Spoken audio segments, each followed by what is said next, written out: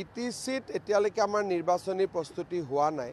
বিটিচিৰ বাহিৰত আমাৰ প্ৰস্তুতি প্ৰায় শেষ হ'ব হৈছে। প্ৰায় শেষ হৈছে। কেনেকৈ ইলেকশ্যন খেলিব, কি কৰিব, কোন কেম্পেইনত আহিব, কি কৰিব, আমাৰ নক্সা প্ৰায় ৰেডি হৈ গৈছে। এই মাহৰ শেষৰ ফালে নহ'লে অহা মাহৰ প্ৰথম সপ্তাহত গৃহমন্ত্ৰী অমিত শ্বাহ ডাঙৰীয়া আহিব। সিদিনাখনেই সব চূড়ান্ত হৈ যাব। NDA আমি সকলো আছোঁ। বিধানসভাৰ বিষয়ে এতিয়ালৈকে আমি বিটিচিত কথা পতা নাই, কাৰণ জাষ্ট ইলেকশ্যন হৈ গৈছে। এতিয়া কথা পতাৰ পৰিৱেশ নাই। বিটিচিৰ কথা বতৰা আমি জানুৱাৰী মাহত পাতিম।